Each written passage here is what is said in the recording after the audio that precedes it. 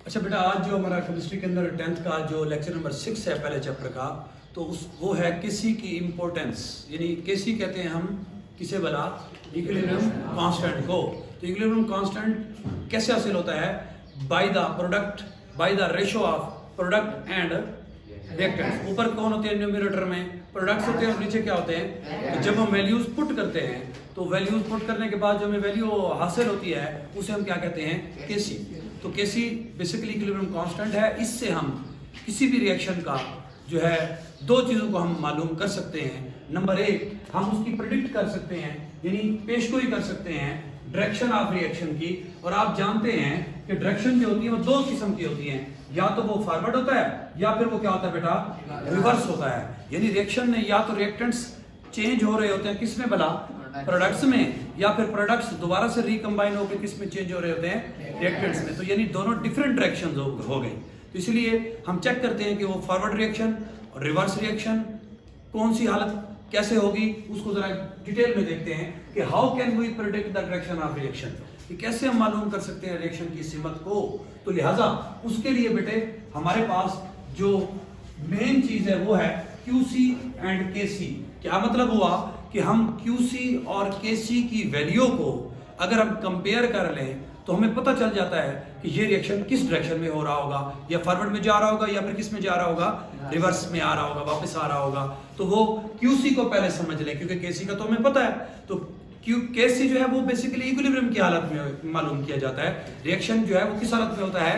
Equilibrium की position में होता है। जबकि QC जो है बेटे ये रिएक्शन कोशेंट कहलाता है। Reaction quotient. अब रिएक्शन कोशेंट क्या होता है? बेसिकली किसी भी टाइम में, यानी आपने रिएक्टेंट्स और रिएक्टेंट्स को मिला दिया और रिएक्टेंट्स जो आपस में मिलकर क्या बनाना शुरू हो गए? प्रोडक्ट्स हो गए। सिस्टम आपने क्लोज किया हुआ है, सारी आपने उसे जो है कंडीशंस दी हुई हैं कि वो रिएक्टेंट्स प्रोडक्ट्स में, प्रोडक्ट्स रिएक्टेंट्स में चेंज हो without any change in concentration. तो जब तक यानी इस तरह सिस्टम रहेगा तो उसकी कंसंट्रेशन में चेंज नहीं आएगा, हमें पता चल जाएगा कि ये जो है रिएक्शन किस हालत में है? इक्विलिब्रियम की हालत में। अब जैसे ही हमने रिएक्टेंट्स डाले तो प्रोडक्ट्स बनना शुरू हो गए। हमने कुछ देर बाद क्या किया कि हमने वैसे डिस्टर्ब कर लिया उस पूरे सिस्टम को, और उसमें चेक करना चाहा कि इसमें जो है जो हमने रिएक्टेंट्स डाले थे वो कितने थे, तो वो रिएक्टेंट्स कितने थे, प्रोडक्ट्स कितने थे। फिर उसको हम KC के एक्सप्रेशन में पुट कर देंगे और जो वैल्यू हमें हासिल हो जाएगी वो हम कहलाएगी रिएक्शन कोशेंट। यानी अगर हम उसको सिंपली डिफाइन करना चाहें तो हम कहेंगे कि एट टाइम T, किसी भी टाइम पर किसी भी वक्त में कंसंट्रेशंस वैल्यूज, यानी किसी भी रिएक्शन की, जैसे मैंने एक मिसाल दी है कि H2 और I2 जब कंबाइन होते हैं तो वो बनाते हैं HI, हाइड्रोजन आयोडाइड। अब वो वैल्यूज हमारे पास ये दी गई हैं कि जब हमने टाइम पर उसे डिस्टर्ब किया था तो उसकी वैल्यू H2 की थी 0.10 और I2 की थी 0.20 और HI की थी 0.40। यानी ये कंसंट्रेशन थी जो हमें उस वक्त मिली जब हमने उसको मेजर किया।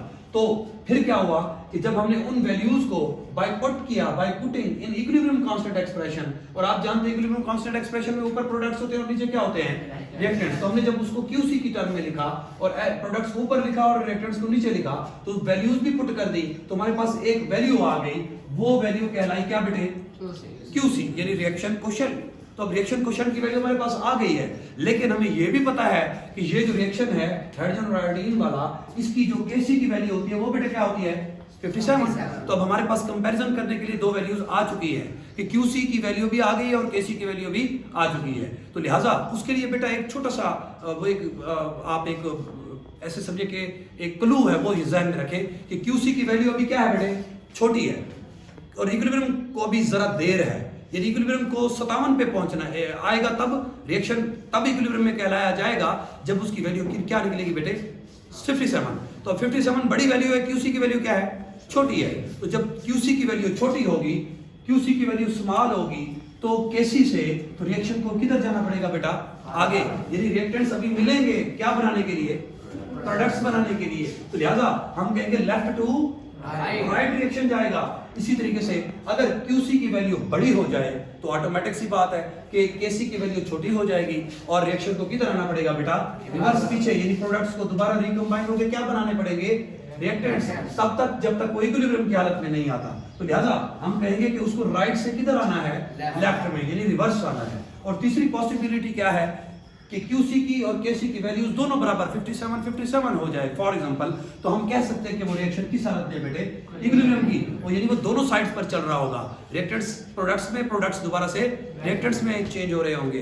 तो लिहाजा हम कह सकते हैं कि by the comparing the value of QC and KC we can make the 3 possibilities. Number 1 कि QC की वैल्यू छोटी, नंबर 2 QC की वैल्यू बड़ी, नंबर 3 QC की वैल्यू KC के बराबर। तो हम किसी भी रिएक्शन की डायरेक्शन को, सिमत को मेजर कर सकते हैं, प्रेडिक्ट कर सकते हैं कि रिएक्शन ये किस सिमत में होगा, आया कि फॉरवर्ड होगा, रिवर्स होगा, या तीसरी कंडीशन क्या है बेटा, इक्विलिब्रियम की हालत में होगा। तो इंशाल्लाह दूसरी जो केसी की इंपॉर्टेंस है, एक्सटेंट ऑफ रिएक्शन, उसको हम इंशाल्लाह नेक्स्ट लेक्चर में डिस्कस करते हैं। तो उम्मीद है मुझे कि आपको कुछ न कुछ जो है टॉपिक क्लियर हो गया होगा। तो ये क्वेश्चन पूछे जाते हैं डिफरेंट टाइप्स में एग्जाम्स के अंदर, कि या तो फिर ऑब्जेक्टिव पूछी जाती है कि if the QC value is large, if the QC value is small then फलां। तो इस तरीके से फिर वो ऑब्जेक्टिव पूछ लेता है कि what will the direction of reaction, तो ऑप्शन में दे देगा वो। नंबर 2 ये वो शॉर्ट क्वेश्चन पूछ सकता है कि what will be the direction of reaction if the QC value is small या लार्ज, या जो भी।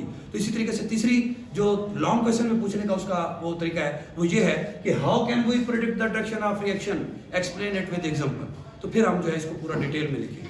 तो इंशाल्लाह नेक्स्ट वीडियो में हम एक्सटेंट ऑफ रिएक्शन पढ़ेंगे। Thank you.